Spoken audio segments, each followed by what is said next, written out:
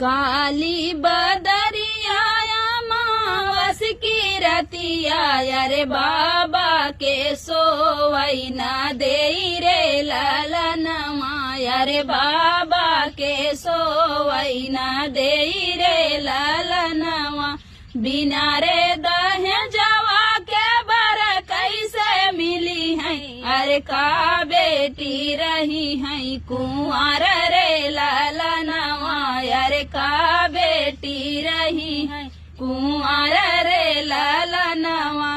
एक बन गईले दूसरा बन गईले अरे तीसरे में पहुँचे विदेश रे ललनवा अरे तीसरे में पहुँचे विदेश रे ललनवा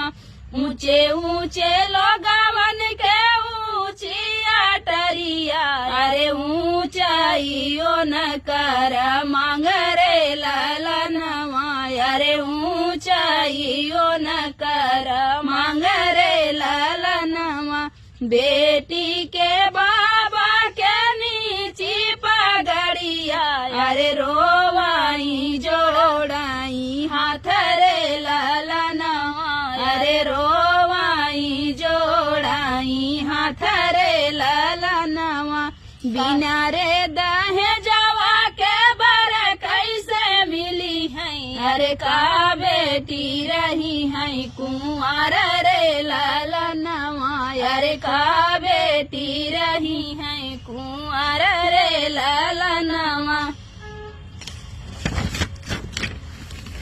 मांगाई हथियार मांगाई घोड़ावा अरे मांग थे 10 लाख कार रे ललनवा अरे मांग थे 10 लाख कार रे ललनवा बाबा से मांगाई अनधन सोनवा अरे नहीं बेटी रही है कुंवर रे ललनवा अरे नहीं बेटी रही है कुंवर रे ललनवा नहीं मोरे हथिया हो नहीं मोरे घोड़ावा अरे नहीं मोरे 10 लाख कार रे ललनवा अरे नहीं मोरे 10 लाख कार रे ललनवा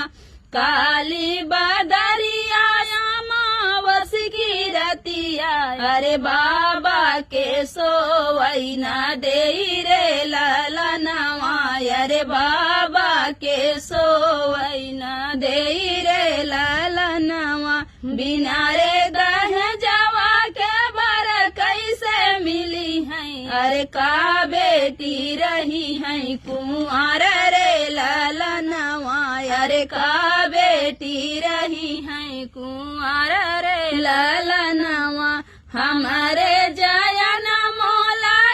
एक बिटियावा अरे का करऊं स्वीकार रे ललनवा अरे का करऊं स्वीकार रे ललनवा बिना रे दहेजवा के बर कैसे मिली है अरे का बेटी रही है कुंवर रे ललनवा अरे का बेटी रही है कुंवर रे ललनवा